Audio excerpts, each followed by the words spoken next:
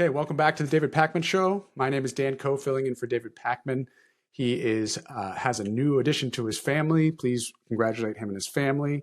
And please subscribe to the People's Cabinet. I'm a former White House official who does analysis of the news as well as interviews with people shaping America's future. Your subscriptions are incredibly helpful for me as I'm starting out, so I appreciate it. I'm going to start with the DC takeover because it continues to get more and more absurd on its face. First of all, I want to start with something that is definitive, that I believe to be objectively true. I was on Stephanie Rule, the 11th hour Stephanie Rule on MSNBC, and I summed up the fact that there is no president in modern history who has defunded the police more than Donald Trump. Let me play the clip. Daniel, I want to get your take on this federal takeover, basically, of the D.C. police force. You once worked for the mayor of Boston. The president seems like he is creating a template like this could happen in other cities.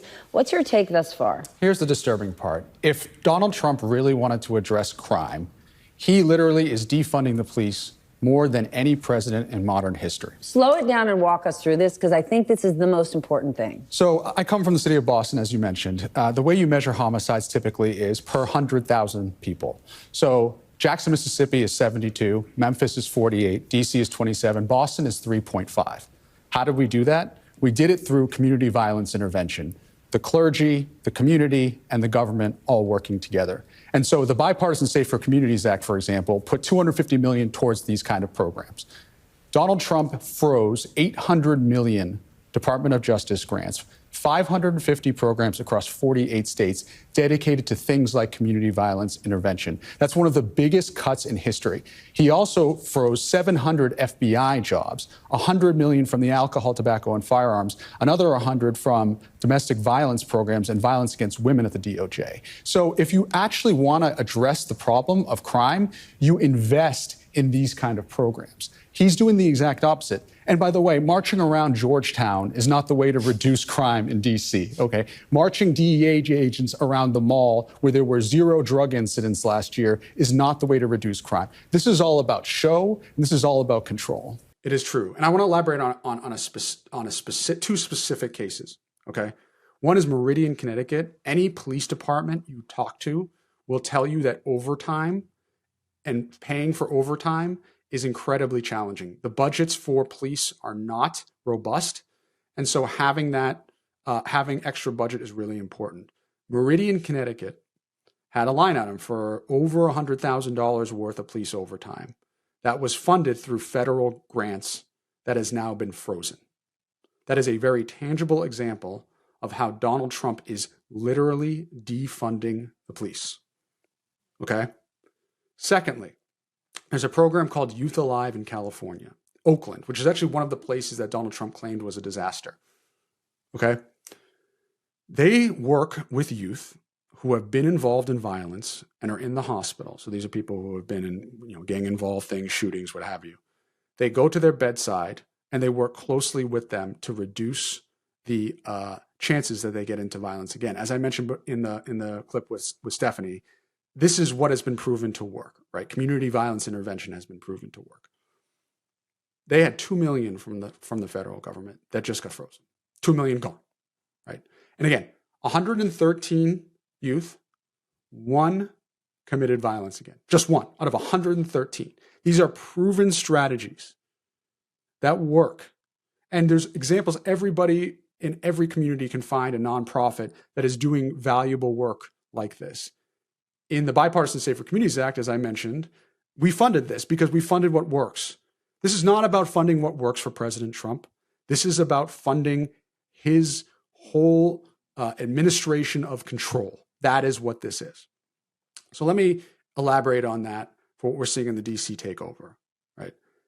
If you really cared about reducing crime in DC, and by the way, I think Democrats lose if we say, well, crime is low, so we shouldn't be bringing in more resources. I think everybody wants a safer city.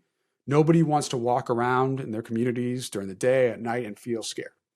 So even though it is true that DC is at a 30-year low, I don't think that our argument should just be that. That's why I talk about how he's defunding the police and he's defunding what works, because I think that is incredibly important and people don't talk about that enough.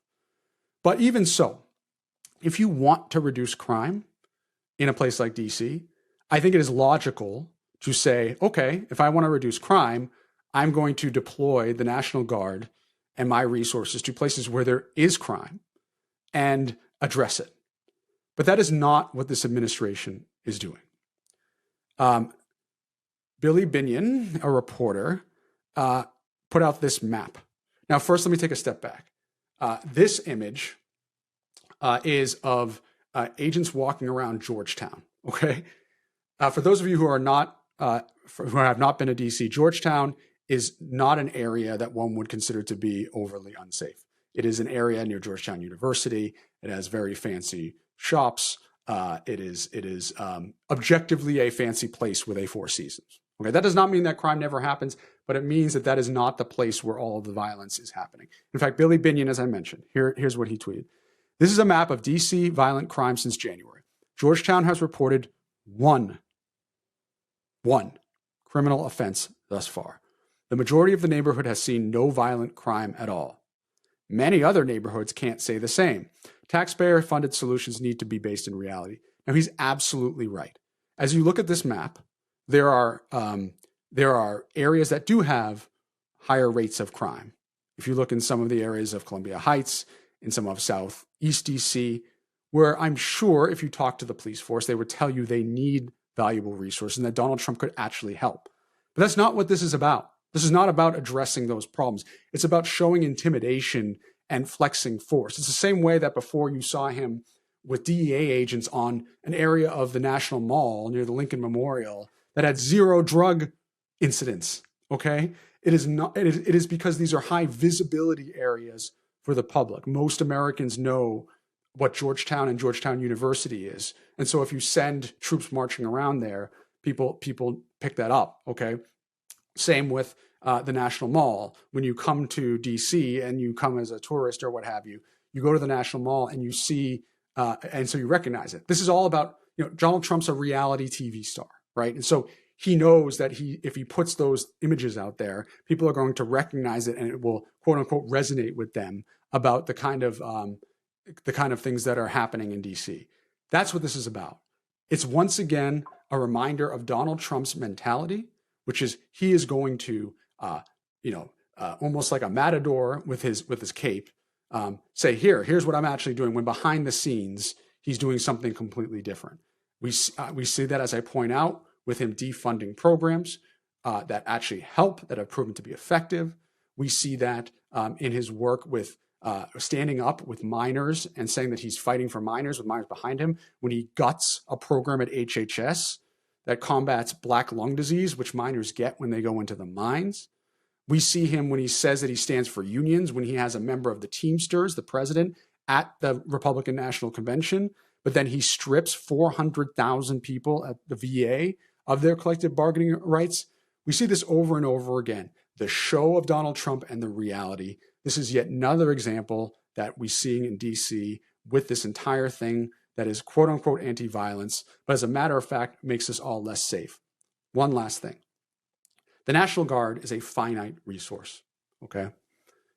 I know I talk a lot about natural disasters, but it's what I'm most concerned about right now in the short term, because there's going to be national disasters where the National Guard will need to be deployed. And every minute we are spending thinking about how we deploy the National Guard to DC or other cities that Donald Trump is planning is a minute we're not spent on preparing for that national disaster that is coming. That is what we should be using the National Guard for. And we certainly shouldn't be using them for symbolic marches around Georgetown in a time where people are already concerned about their futures, where trust between law enforcement and people are becoming more and more strained. This is not the way forward. So that's what's happening in DC, and we're going to keep an eye on that. When it was time for a new mattress, I didn't want to gamble on something generic. I had heard about Helix. I liked that they customized the mattress based on how you sleep. I'm mostly a stomach sleeper, so I took the quiz and ended up with a model that felt tailored to me. I've had it for years. What I notice is I don't wake up with back stiffness. I don't wake up with shoulder pain. I don't toss and turn looking for a comfortable position. It's just better than my old mattress. It's more supportive, but it's still comfortable. Another thing I like about Helix is that there's no one-size-fits-all approach. It's really tailored to you in terms of firmness as well. It's made a difference for me, and I'm thrilled to be partnering with them.